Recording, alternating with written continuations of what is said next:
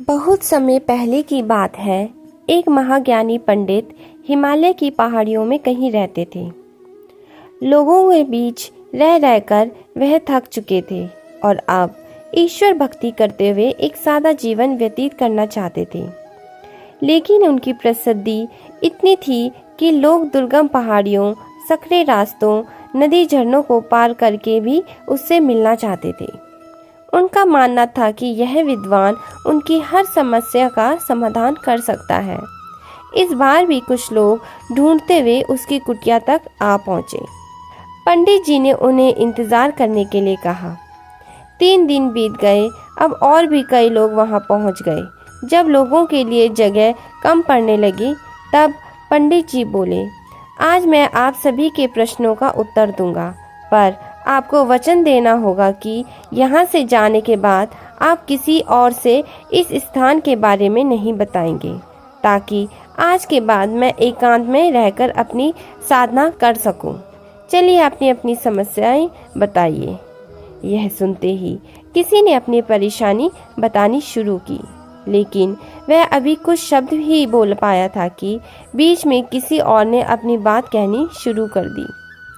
सभी जानते थे कि आज के बाद उन्हें कभी पंडित जी से बात करने का मौका नहीं मिलेगा, इसलिए वे सब जल्दी से जल्दी अपनी बात रखना चाहते थे।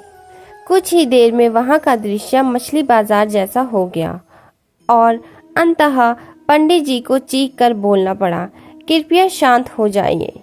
अपनी अपनी समस्याएं एक पर्चे पर लिखकर मुझे दीजिए।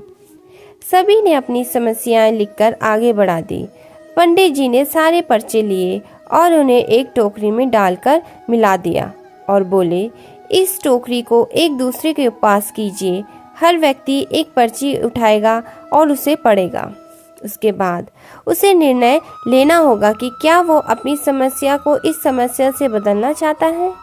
हर व्यक्ति एक पर्चा उठाता, उसे पढ़ता और सहम सजाता। एक एक करके सभी ने पर्चियां देख ली, पर कोई भी अपनी समस्या के बदले किसी और की समस्या लेने को तैयार नहीं हुआ। सबका यही सोचना था कि उनकी समस्या चाहे कितनी ही बड़ी क्यों ना हो, बाकी लोगों की समस्या जितनी गंभीर नहीं है। 2 घंटे बाद सभी अपनी अपनी पर्ची हाथ में लिए लौटने लगे। वे खुश थे कि उनकी समस्या उतनी बड़ी भी नहीं है जितना कि वो सोचते थे। हम सभी के जीवन में समस्याएं हैं। कोई अपनी हेल्थ से परेशान तो कोई वेल्थ से परेशान।